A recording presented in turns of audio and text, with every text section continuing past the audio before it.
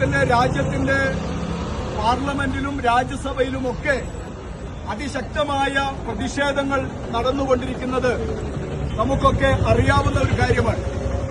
നമ്മുടെ നാട്ടിലെ പാവപ്പെട്ട തിരുവസ്ത്രം ധരിച്ച 2 കന്യാസ്ത്രീകൾ ഛത്തീസ്ഗഡിലെ കുർക്ക ജയിലിൽ സിമന്റ് തറയിൽ അറസ്റ്റ് ചെയ്ത് ജയിലിലടക്കപ്പെട്ടിരിക്കുന്ന ഏറ്റവും ഭീതിതമായ ഒരു സാഹചര്യം നമ്മുടെ മുമ്പിൽ ഇന്ന് നിലനിൽക്കുകയാണ്. നമുക്കറിയാം, രാജ്യം ഭരിച്ചുകൊണ്ടിരിക്കുന്നത് ബിജെപിയുടെ നേതൃത്വത്തിലുള്ള ഫാഷിസ്റ്റ് ഭരണകൂടമാണ്.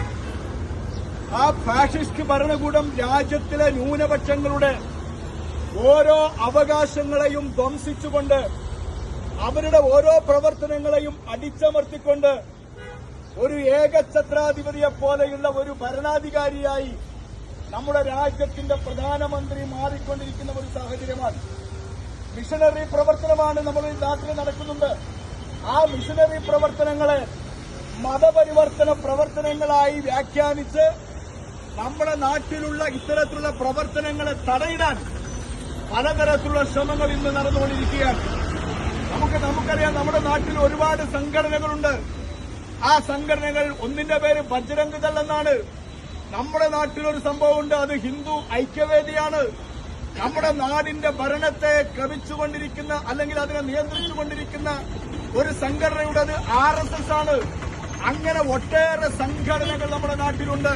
പക്ഷേ ആ സംഘടനകളൊക്കെ തന്നെയും വ്യത്യസ്തമാണെങ്കിലും ആ സംഘടനകളെ മുഴുവനും പടച്ചുവിടുന്നത് സംഘ് പരിവാർ എന്ന് പറയുന്ന ഒരേ ഫാക്ടറിയിൽ നിന്നാണ്. അതിന് പല നാമങ്ങളാണ് എന്ന് മാത്രമുള്ളൂ. ആ സംഘടനകളുടെ എല്ലാത്തിന്റെയും കണ്ടന്റ് ഒന്നാണ്. അതിലടങ്ങിയിരിക്കുന്ന വിഷാംശങ്ങളിൽ ചെറിയ തോതിലുള്ള ഏറ്റക്കുറച്ചിലുകൾ ഉണ്ട് എന്നത് കഴിച്ചാൽ എല്ലാം വിഷവർഗങ്ങളാണ്. അവർക്കിവിടെ ഈ രാജ്യത്ത് അവരുടെ ഒരു രാജ്യമായി രാജ്യത്തെ മാറ്റണം. അതിന് ആ ഒരു തരത്തിലുള്ള രാഷ്ട്രീയം നമ്മളിവിടെ നടത്തുക. അങ്ങനെ നടത്തുമ്പോ നമുക്കറിയാം, ഇന്ത്യ രാജ്യത്ത് ഏറ്റവും മനോഹരമായി ഏറ്റവും സന്തോഷത്തിലും സുഖത്തിലും ജീവിക്കുന്ന ഒരു നാടാണ് നമ്മുടെ കേരളം എന്ന് പറയുന്നത്.